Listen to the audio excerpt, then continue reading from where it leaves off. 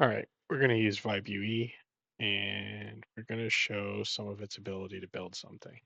So let's start by opening cursor and we'll go to a new chat and let's see some blueprint coolness, right? So let's create a new blueprint called the new BP, new player, and let's reparent the blueprint to our Proteus character. Now the Proteus character is in C++. The BP player is an Unreal Engine. So it's checking our Unreal Engine, searching for items. Great, I can see, but let me check what parent class it is and also check look for any Proteus. C++. It's looking at the C++. It's looking at an existing player.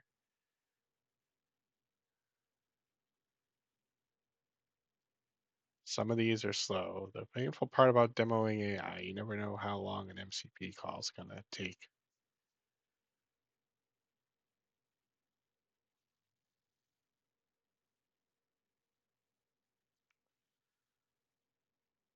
Let's see what it's doing.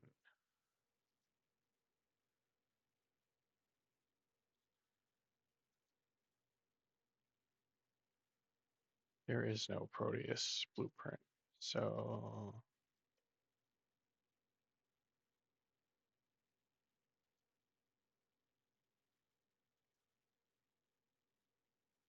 let me let it do its thing. I know sometimes I click on Unreal Engine, it lets it do its thing. All right, so creating the new blueprint, reparent it. Great, great, boom. Okay, so let's look at Unreal Engine. Hey, I don't see any new blueprint, right? Open our new blueprint.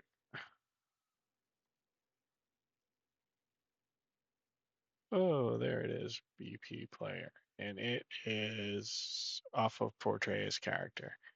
So it has all of these things already here, right? All right, let's look at the Scala mesh. Uh, oh, there's no Scala mesh asset. There should be, right? It should be set to our submarine. So we could do that manually.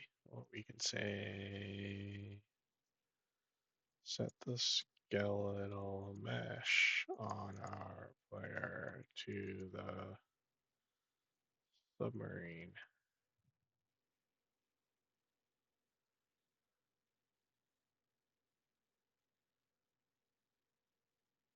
Found it.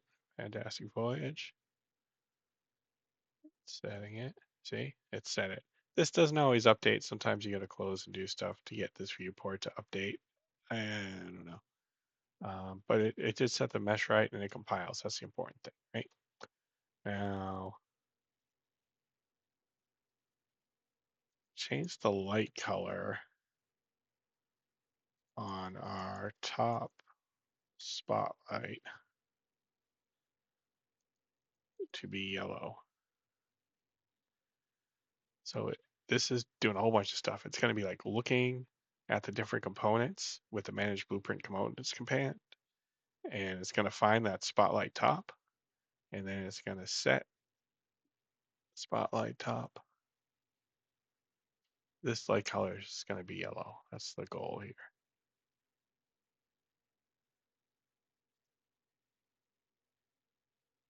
All right, it failed. Property exists, but it's read-only blueprint. Let me try using the correct format and the color. Come on, buddy.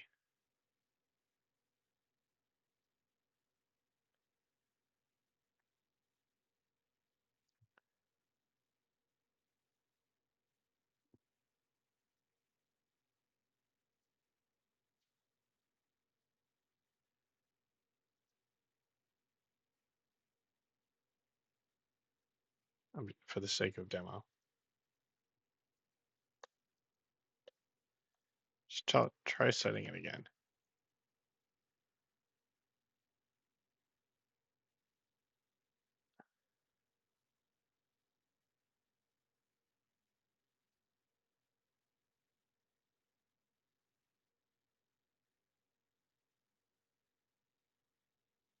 Oh, it changed it to black.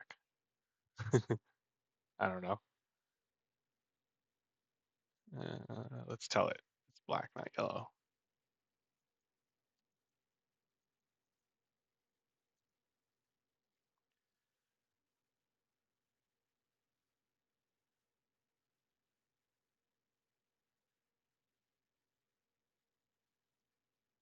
There you go, yellow light. Yay.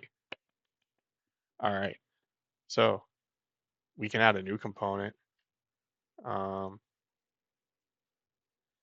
Add a new static mesh component called test mesh. Embed it in the collision box.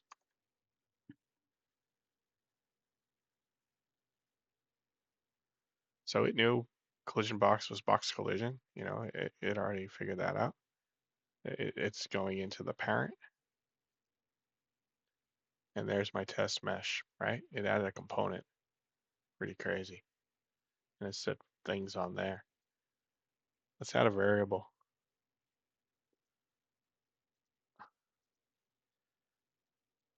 Add an integer variable to the blueprint called um, temperature. Let's spell it right.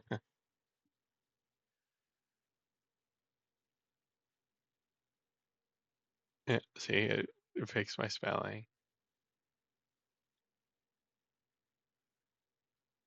It's taking a minute.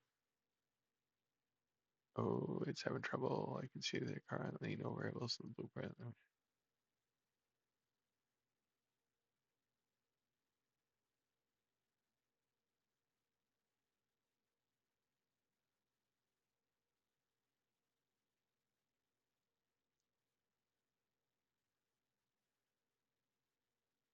Okay, let me try this again.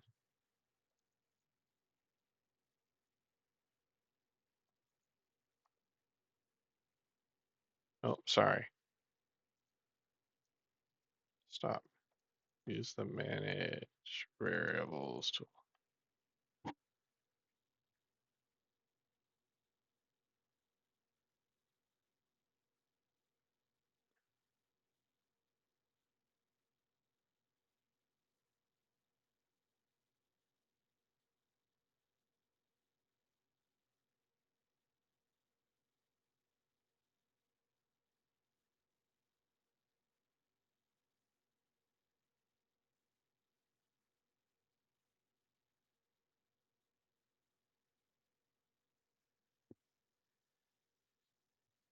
All right, so it said it added it. Let's see. Temperature, integer. That was way more difficult than it should have been and would have wasted a lot of your tokens. So I will test and improve that, but it worked, right? We got an integer called temperature. All right, let's add a new method. Let's create a new function called um, random temp. Random temp. Let it take in a low and high integer and have it generate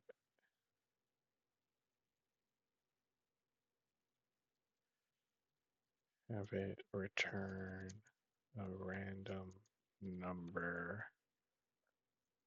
between the two values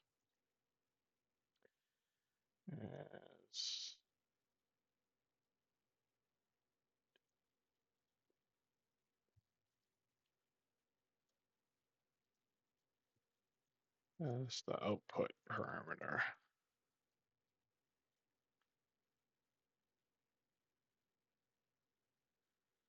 Most of my testing has been done on VS Code, but this is faster. So some of the issues with things not working might just be that if I jumped over to VS Code, it might just work the first time. I don't know.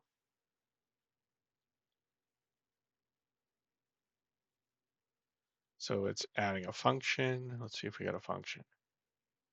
Random temp. It's got a low and a high. Doesn't have an output parameter though.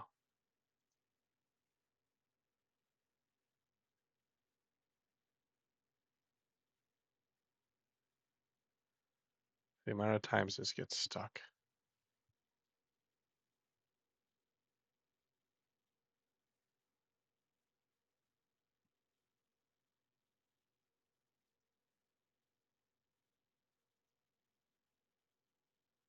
All right, that's too slow. You click there. Stop.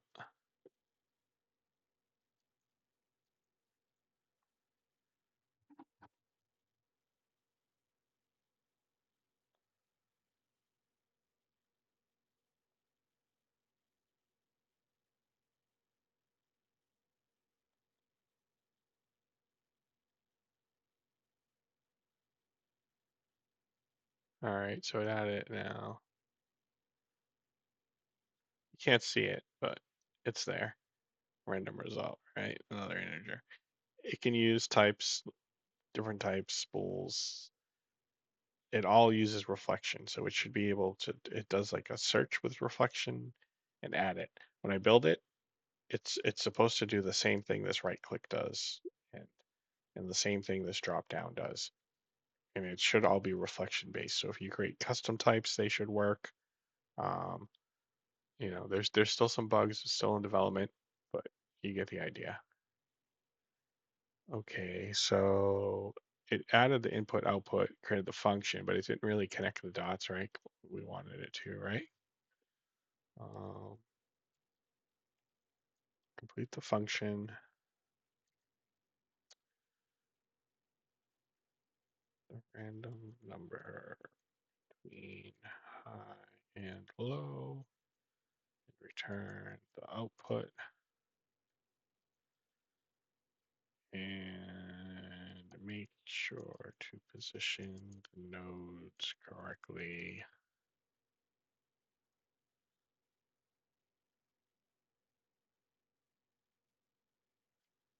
All right, let's see if we can watch it in real time. Most of my testing to this point has been look at this blueprint and recreate it, but recreate it like by hand. So some of this is new stuff that I'm testing. Uh,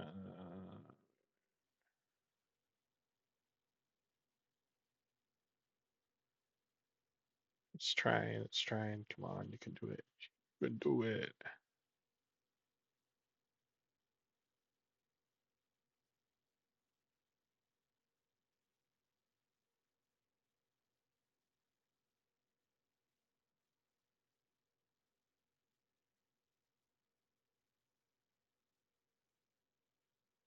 There it goes. Hey, figured it out.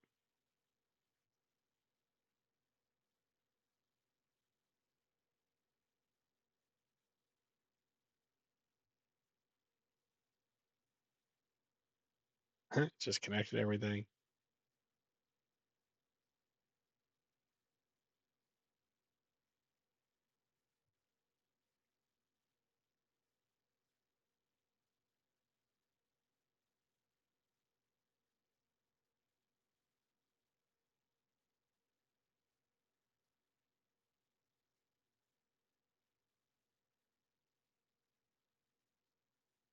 All right, that's all I'm going to show. I mean, I realize there's some bugs and things don't click on the first time, but I'm working on it.